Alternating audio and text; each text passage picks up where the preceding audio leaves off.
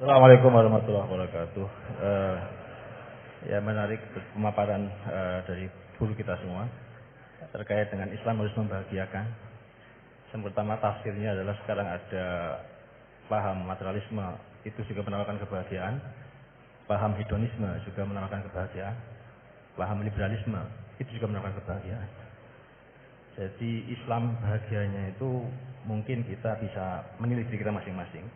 Hari ini paham apa yang kita pakai untuk bahagia? Apakah betul-betul Islam konsepsi atau Islam yang sudah berkembang dari modernisme dengan kombinasi kapitalisme, liberalisme, kemudian hedonisme, kemudian yang saya sebutkan tadi bercepat. Jadi tafsirnya ayat ini menurut modernisme sekarang kemudian dikaitkan dengan penjelasan tadi kebahagiaan itu Islam membahagiaan. Orang sekarang dengan duit sehingga monetisme menuhankan duit di mana-mana. Oleh karena itu Islam melakukan revolusi akidah. Bagaimana kembalikan kepada Allah Subhanahu Wa Taala sebagai satu yang memberikan kebahagiaan. Sehingga revolusi yang dilakukan kita sekarang apakah bisa dilakukan dengan revolusi takwa?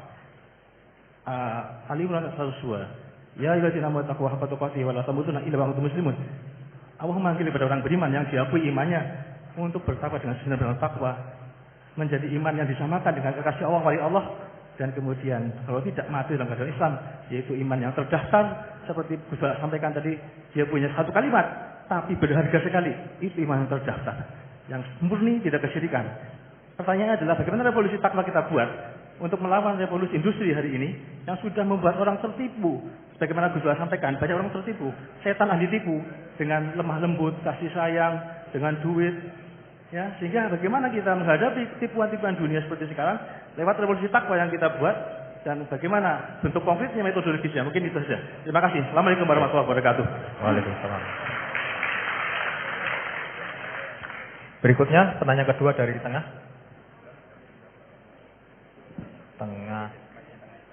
Oh ya, silakan Mas Padit.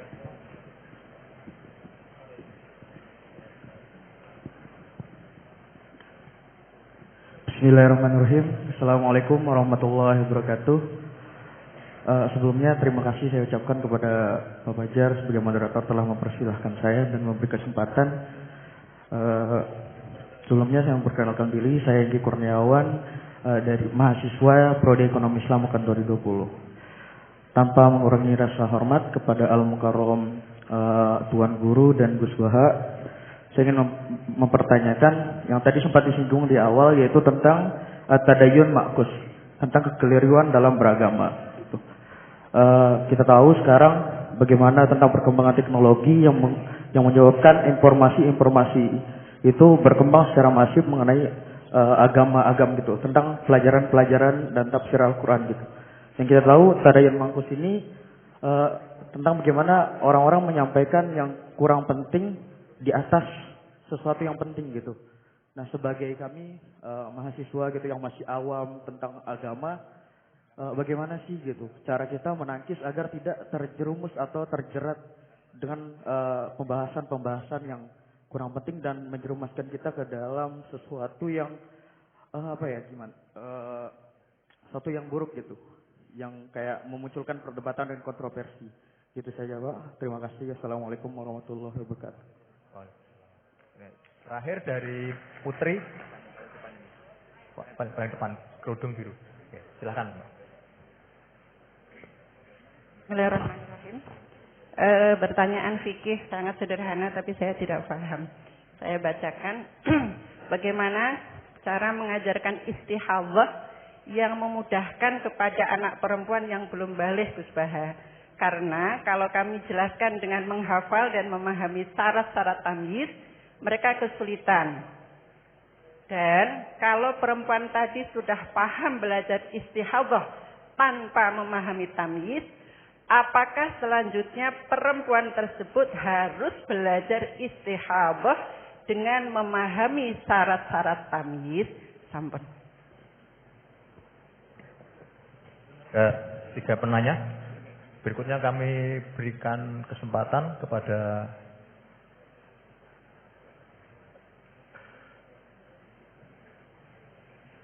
kepada Gus Baha untuk menjawab.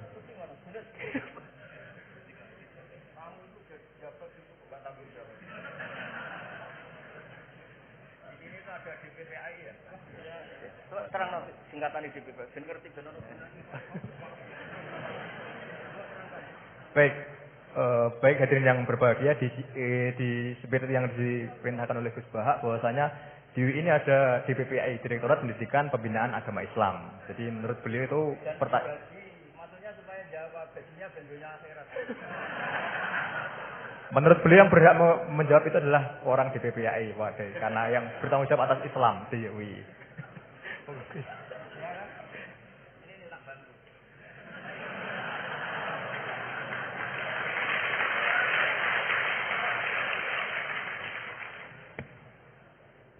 Jadi harusnya kan sudah tugas, mandat, ada SK-nya, ada fasilitasnya. Kalau gaji itu kayaknya kasar fasilitasnya.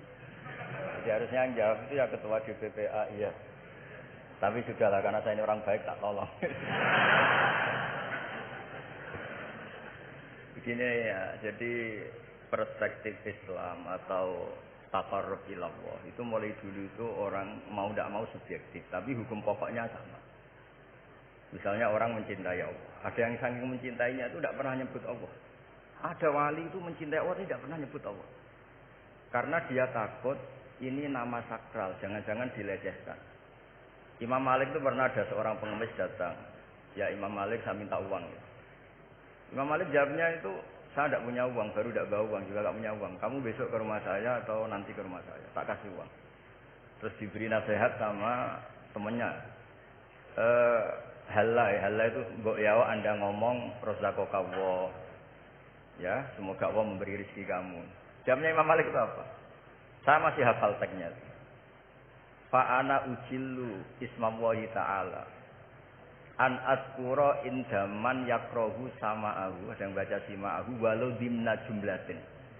Saya tidak mau nyebut nama Allah pada orang yang nggak suka nama itu, meskipun tuh hanya secara eksplisit. Artinya kalau dongak nol lah, serang di duit, jalur duit, kayak itu gitu. Wong saya mintanya uang kok dikasih apa? Doa. Jadi kadang-kadang orang cara mencintai Allah itu, ya bagi pengemis tadi rozaqaka Allah itu maknanya kan nggak mau memberi kan? Doa tadi kan disimpulkan nggak mau memberi. Sama seperti kita di Jawa ada keponakan misalnya mau mondok pamit pakenya, kata pakenya, ya wis le tak sangoni slamet, ya sudah tak sangoni slamet. Slamet ndonga tok gak modal agak tunggale. Nah, berdoa saja tanpa modal. Nah, Sayyidina Umar radhiyallahu anhu itu diantaranya orang yang meriwayatkan hadis Innallaha ta'ala kallafani an asrifa an du'a. Allah memaksa saya, menugaskan saya supaya tidak semuanya itu dikonsultasikan kepada Allah Subhanahu wa taala. Sehingga banyak kiai kalau ada orang potongan rai mustajab, wajahnya itu tidak meyakinkan mustajab doanya. Iya saya ini miskin, utang saya banyak. Nggak akan dijazahi disuruh doa atau duha atau baca waqiah. Karena sekali itu dipraktekkan dan kita tahu potongan gak mandi, itu nanti nyalahkan institusi doa. Jadi saya duha juga tetap miskin, saya doa juga tetap miskin. Daripada Allah disalahin mendingan kon sing kerja tenanan. Sayyidina Umar ketika ada orang minta uang dan minta doa, kamu harus kerja yang serius. Fa inna sama ala tumtiru daban, langit tidak akan menghujankan apa? Emas. Jadi di mana-mana mencintai itu ekspresinya macam-macam. Ada ulama yang saking senangnya umatnya Nabi senang silaturahim. Ada ulama yang saking senangnya Nabi gak suka silaturahim dengan arti berkunjung karena itu dianggap mengganggu. Teman kita punya anak, punya istri, kadang pas harmonis kita datang terganggu. Wong saya pernah dolan di orang pas tukaran sama istrinya. Itu berhenti dulu ada Gus Pak, nanti teruskan. Ternyata orang tengkar itu diganggu juga gak suka. Jadi tiket, ono Gus Pak, kok terus mau. Jadi ternyata orang bertengkar itu gak mau diganggu. Setelah itu tak tanya, tadi diteruskan tengkar aja, materinya lupa. Materi untuk nyerang istrinya lupa. Nah begitu juga zaman Rasulullah SAW. Banyak sahabat yang saking senengnya Nabi sering sowan istighfar. Ada yang saking senengnya Nabi nggak sowan, takut ganggu. Nabi punya keluarga, punya anak, punya istri. Ada yang saking senengnya Nabi, kalau ketemu Nabi itu melihat wajahnya sampai dia tahu detail. Wajah Nabi kayak apa, rambutnya kayak apa. Ada juga yang sama sekali ditanya, sifli wajah Rasulullah, tolong ceritakan ke saya wajah Nabi itu kayak apa. Saya tidak pernah melihat wajahnya Nabi. Loh, ada ini sahabat masa tidak melihat wajahnya Nabi. Ijlalan rasa kalau ketemu beliau itu hormat sekali, sampai tidak berani menatap mukanya. Sama-sama seneng, tapi ekspresinya beda. Saya kalau ngaji usul fikih di pondok saya sering cerita, fal yukrim dhaifahu fal yukrim jarahu itu Islam hanya memerintahkan ikram, memuliakan. Tapi prakteknya beda-beda. Di kampung kamu ketemu tetangga, tidak tanya itu sombong. Tapi kalau di kota ketemu tetangga tanya, namanya kepo. Dianggap ganggu privasi. Sama-sama maknanya ikram. Ibnu Abbas itu kalau sholat cepatnya bukan main. Katanya seneng Allah, munajat. Lah kok seneng cepat? Berarti nggak begitu seneng. Tapi Ibnu Abbas kebalik cara tanya. Kenapa kamu kalau sholat cepat? Setan nata-nata mau goda saya, ternyata saya selesai. Jadi kecelik. itu juga ilmu. Ya artinya cara itu tidak usah distandarkan. Ya monggo lah, yang penting ada sanadnya. Ada apa? Ada sanadnya. Ya saya seperti datang ke sini itu mungkin bagi Anda bagus. Wah, Gus Pak persoara alhamdulillah.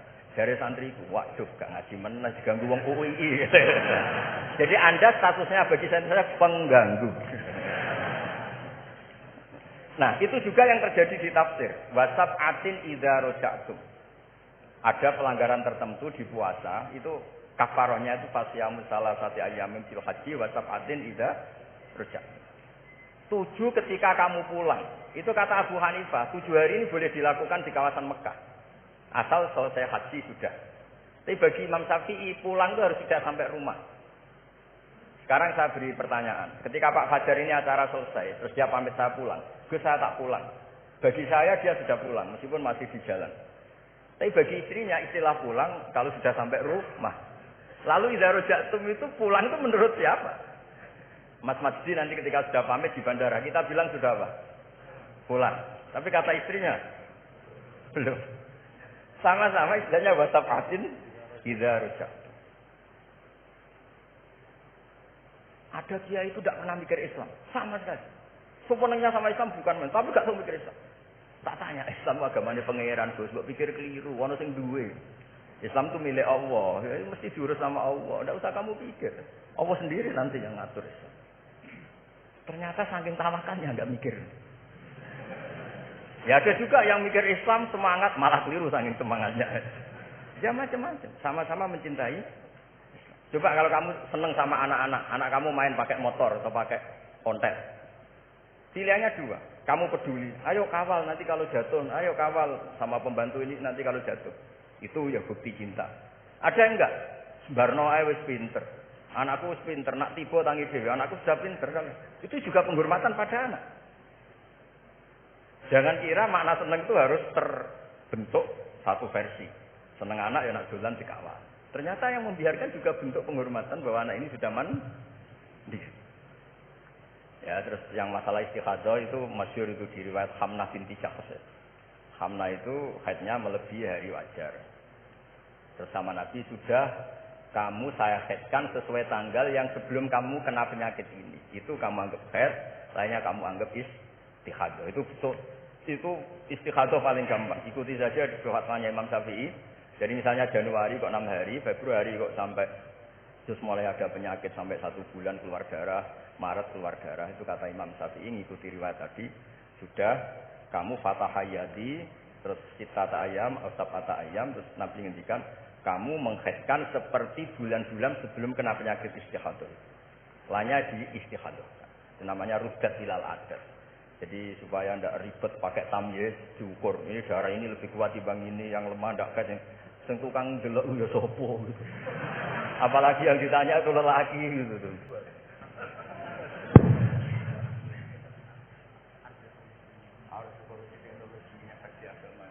Oh iya, sebenarnya kan perubahan-perubahan itu setiap masa terjadi ya. Ya kita menganggap perubahan hari ini perubahan yang paling penting ya karena kita hidup di dalamnya.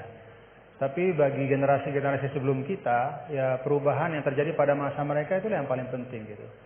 Dan beragama kita hari ini, ya itu kan juga sebagiannya dibentuk dari bagaimana para ulama kita dulu merespon perubahan-perubahan yang ada pada masa mereka.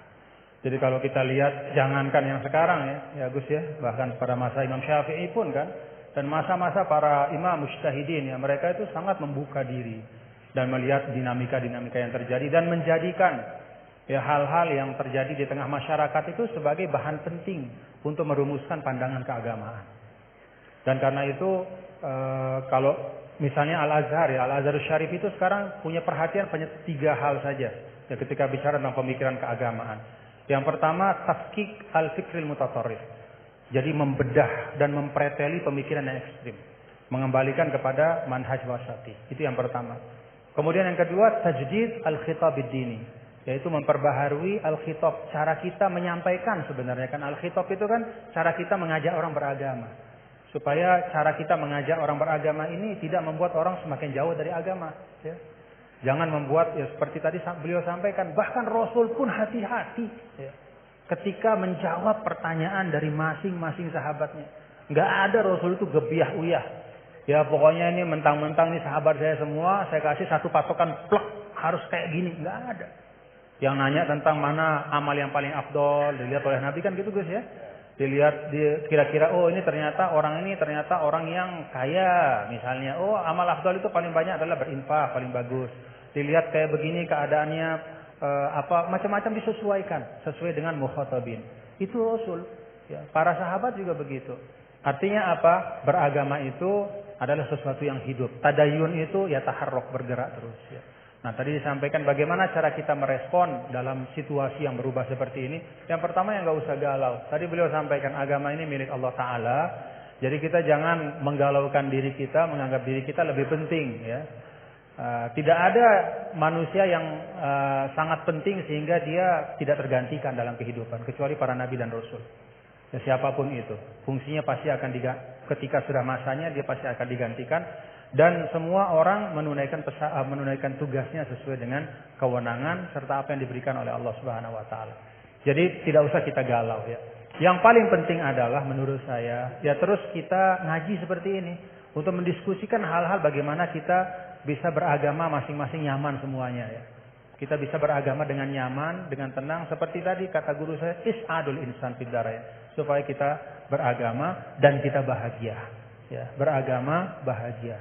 Ya, dan itu memang pesan dari Islam. Adapun isme yang disampaikan tadi yaitu ijtihad manusia saja.